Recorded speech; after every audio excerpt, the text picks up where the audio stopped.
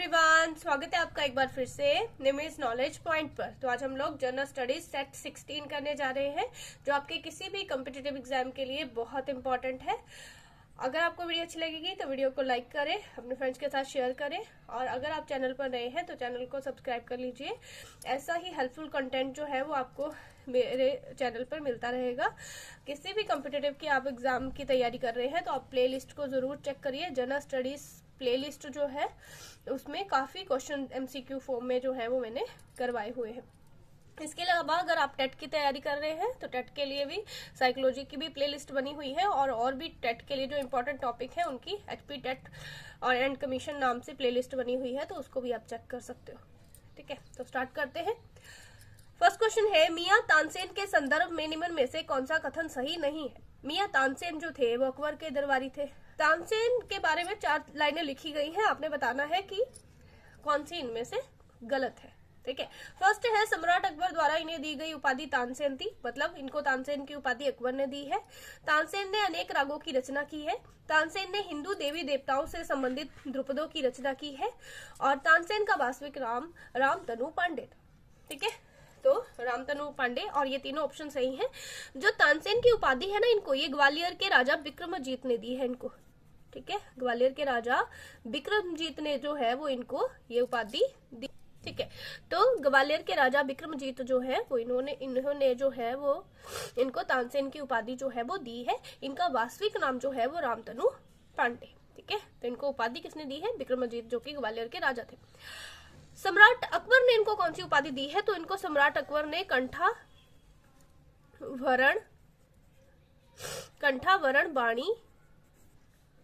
कंठावरण बाणी विलास।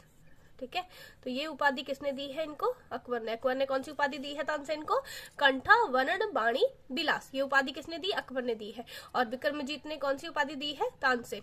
ठीक है, तो ये आपको याद रखना है। इसके बारे में, इस क्वेश्चन के बारे में इतनी चीजें जो है वो आपको याद रखनी है।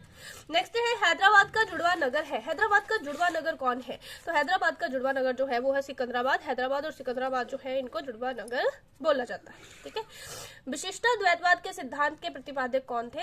तो जो विशिष्टाद्वैतवाद है ये रामानुजन के द्वारा दिया गया है। ठीक है, रामानुज के द्वारा जो दिया गया है। रामानुज जो है वो विशिष्टाद्वैतवाद के प्रतिपादक है। रामानंद जो है वो इनके शिष्य है। ठीक है, वैष्णव संत जो रामानंद है वो रामानुज के ही शिष्य है, तो ये भी आपको याद रखना है। नेक्स्ट है, निम्न में से कौन सी चट्टान संगमरमर में परिवर्तित होती है? संगमरमर में कौन सी चट्टान परिवर्तित होती है? चूना पत्थर जो है वो संगमरमर में परिवर्तित होता है। ठीक है, याद रखना है आपको।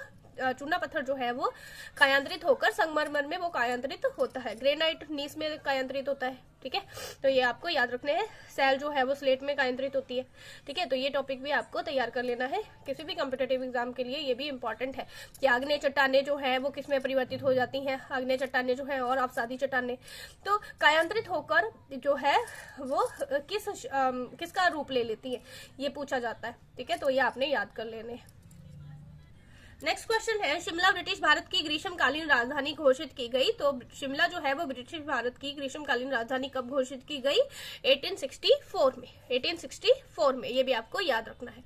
नेक्स्ट है, हिमालय पर्वत एक मुख्य प्रकार है। हिमालय पर्वत किस प्रकार का पर्वत है? हिमालय पर्वत एक फॉल्टेड माउंटेन है, एक बलित पर्वत है। हिमालय पर्वत जो है वो एक बलित पर्वत है। जब पृथ्वी के अंदर ही दबाव के कारण मोड़ पड़ जाते हैं, बलन आ जाते हैं, ठीक है, इनको मोड़दार पर्वत भी बोलते हैं। ठीक है, फोल्डेड माउंटेन भी बोलते हैं इनको, मोड़दार पर्वत भी बोलते हैं इनको। तो ये उत्पत्ति के आधार पर अगर आपसे पूछा जाएगा तो हिमालय जो है वो एक बलित पर्वत है। लेकिन अगर एज के हिसाब से पूछा जाएगा तो हिमालय जो है वो एक नवीन पर्वत है। ठीक है, हिमालय एक नवीन पर्वत है, ये भी आपको याद रखना है। ठीक है, हिमालय एक नवीन पर्वत है। ठीक है, तो ये 2 चीजें आपको यहाँ से याद रखनी है। ज्वालामुखी पर्वत होते हैं, जो ज्वालामुखी उद्गार के द्वारा जो लावा आता है वो जम जाता है। ठीक है, ठंडा होकर, उसकी वजह से जो पर्वत बनते हैं। ब्लॉक माउंटेन्स होते हैं, ब्लॉक माउंटेन्स मैंने आपको कराए थे। ठीक है, जब कोई पर्वत खिसक जाता है, ठीक है, और बीच में दरार पड़ जाती है, जैसे कि हमारी नर्मदा नदी बहती है ना इधर से, यहाँ पे विंध्य पर्वत है और यहाँ पे सतपुड़ा पर्वत है। तो ये दोनों क्या है, ये ब्लॉक माउंटेन के उदाहरण है। विंध्य पर्वत और सतपुड़ा पर्वत ये दोनों किस प्रकार के पर्वत है, ब्लॉक पर्वत है। ठीक है, ये ब्लॉक पर्वत है और इनके बीच से नदी बहती है नर्मदा। तो नर्मदा ब्रंश घाटी से बहने वाली नदी है। ये क्वेश्चन भी बहुत बार आता है, कौन सी नदी ब्रंश घाटी से बहती है। नर्मदा नदी जो है ये दो पर्वतों के बीच से बहती है, तो ये ब्रंश घाटी से बहने वाली नदी है। तो ये भी आपने याद करना है। ठीक है, अवशिष्ट पर्वत होते हैं जब कोई पर्वत अपनी वास्तविक स्थिति को खो देता है ना, अपरदन के कारण। बहुत सालों के बाद हर चीज वैसी की वैसी तो रह नहीं सकती है ना, चेंज तो आते हैं समय के हिसाब से। तो जब कोई पर्वत अपनी वास्तविक शेप को खो देता है और दूसरी कोई शेप ले लेता है तो उसको अवशिष्ट पर्वत होते हैं। ठीक है, वो बहुत सालों के अपरदन की वजह से होता है। नेक्स्ट है, भारत के उच्चतम न्यायालय में न्यायाधीशों की संख्या में वृद्धि करने की शक्ति किसमें है। तो कौन कर सकता है, उच्चतम न्यायालय जो है हमारा सुप्रीम कोर्ट, उसमें न्यायाधीशों की संख्या को बढ़ाना है तो कौन बढ़ा सकता है। ठीक है, तो इनको कौन बढ़ा सकता है, इनको बढ़ा सकती है संसद। ठीक है, ये शक्ति ना तो राष्ट्रपति के पास है, ना ही चीफ जस्टिस के पास है, ना ही विधि आयोग के पास है। ये शक्ति किसके पास है, ये संसद के पास है ये शक्ति। ठीक है, संसद जो है वो हमारे सुप्रीम कोर्ट के न्यायाधीशों की संख्या को बढ़ा सकती है। आपने मुझे कमेंट बॉक्स में कमेंट करके बताना है कि फिलहाल इस टाइम पे सुप्रीम कोर्ट में कितने जज, टोटल न्यायाधीशों की संख्या क्या है with chief justice. Chief justice को मिलाकर इस टाइम पे हमारे सुप्रीम कोर्ट में कितने न्यायाधीश हैं, ये आपको मुझे बताना है। कमेंट बॉक्स करके फटाफट से टाइप करके मुझे बताइए। नेक्स्ट है लोकसभा का कार्यकाल। लोकसभा के कार्यकाल के बारे में 4 लाइनें लिखी हैं। ठीक है, देखिए, पहला है, किसी भी परिस्थिति में इसको नहीं बढ़ाया जा सकता। आपातकाल की घोषणा के दौरान एक बार में 1 वर्ष तक इसको बढ़ाया जा सकता है। एक बार में 6 महीने तक बढ़ाया जा सकता है, या इनमें से कोई भी नहीं। तो आपको याद रखना है, लोकसभा का कार्यकाल अगर आपातकाल लग जाता है बाई चांस, ठीक है, अगर ऐसी नेशनल इमरजेंसी लग जाती है तो उस स्थिति में क्या किया जा सकता है, लोकसभा के कार्यकाल को एक बार में 1 वर्ष तक बढ़ाया जा सकता है। ठीक है, बी आंसर इसका सही हो जाएगा। एक साल में एक साल तक, एक बार में 1 साल तक जो है वो आप लोकसभा के कार्यकाल को बढ़ा सकते हैं। इससे ज्यादा जो है वो नहीं बढ़ा सकते।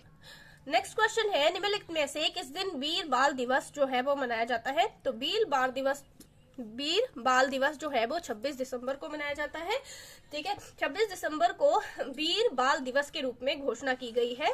तो ये 26 दिसंबर को वीर बाल दिवस है, वो जो गुरु गोविंद सिंह है उनके जो पुत्र है, जो उनके पुत्र है शहजादे, उन्होंने जो बलिदान दिया है उसको याद करने के लिए। ठीक है, मुगलों ने जो है इनके 2 बेटों को जिंदा जो है वो दीवार में चुनवा दिया था। ठीक है, तो आपको याद रखना है, गुरु गोविंद सिंह जी के बेटों की शहादत की याद में जो है ये दिवस मनाया जाएगा। ठीक है, उनको उनका धर्म परिवर्तित करने की कोशिश की जा रही थी, लेकिन उन्होंने अपना धर्म जो है वो परिवर्तित नहीं किया था और मतलब मृत्यु को उन्होंने स्वीकार किया, लेकिन अपना धर्म जो है वो परिवर्तित उन्होंने नहीं किया था। ठीक है, तो गुरु गोविंद सिंह जी के जो पुत्र हैं उनकी शहादत की याद में वीर बाल दिवस की घोषणा की गई है 26 दिसंबर को। ठीक है, नेक्स्ट है, औरांग राष्ट्रीय उद्यान निम्न में से किसके लिए प्रसिद्ध है। तो पहले तो आपके लिए क्वेश्चन है, आपने कमेंट बॉक्स में मुझे बताना है कि औरांग राष्ट्रीय उद्यान कहाँ पर है। ठीक है, 2 क्वेश्चन है, न्यायाधीशों की संख्या आपने बतानी है और औरांग राष्ट्रीय उद्यान कहाँ पर है ये आपको मुझे बताना है।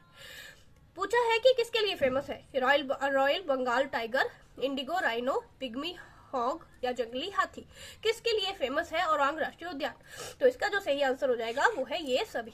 ठीक है, ये सभी जानवर यहाँ पे पाए जाते हैं, तो ये सभी के लिए फेमस है। ठीक है, तो ये थे आज के क्वेश्चंस। अगर आपको वीडियो अच्छी लगी है तो वीडियो को प्लीज लाइक करें, शेयर करें और अगर आप चैनल पर नए हैं तो चैनल को सब्सक्राइब करें। ऐसा ही हेल्पफुल कंटेंट जो है वो आपको यहाँ पर मिलता रहेगा। मिलते हैं नेक्स्ट वीडियो के साथ। Thank you.